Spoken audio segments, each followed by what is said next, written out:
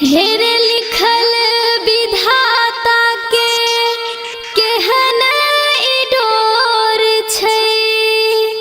आ प्यार बदनाम इही सगरो सोर छै। आ करबै जे प्यार हम ई कसूर किया होई छै।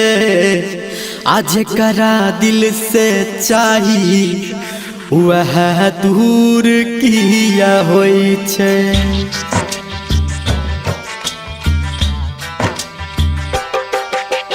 डीजे मनीष रक्सौल मां गायत्री रिकॉर्डिंग स्टूडियो।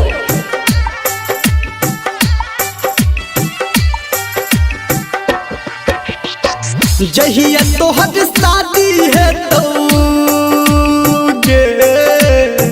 नहीं हेतै तू टेंशन किया लै छी। जहिया तोहर शादी है तो चढ़ के जब वही डोली खा के जान मरबौ हम गे जहर के गोली। खा के जान मरबौ हम गे जहर के गोली। याद देते तोहर जब के मीठ मीठ बोली। खा के जान मरबौ हम गे जहर के गोली। खा के जान मरबौ हम गे जहर के गोली।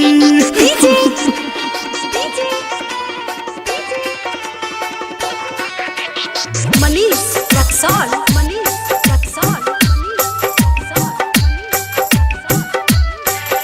अभी आप सुन रहे हैं सावरिया म्यूजिक। डर लगे हमारा तोरा घर परिवार से। आ सबके मनेबै जानो दुनु गोटे प्यार से।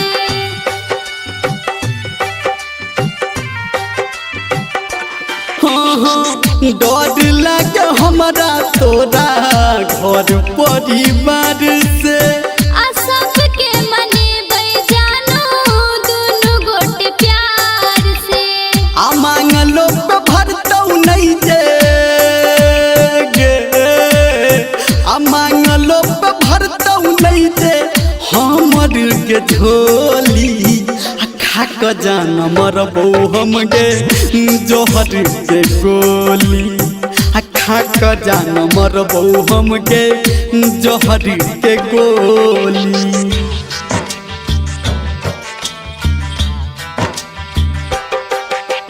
डीजे मनीष रक्सौल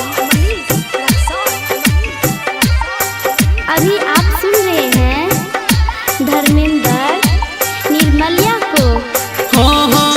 तोरा से बिछड़ के हम तो जीवो नहीं चैन से।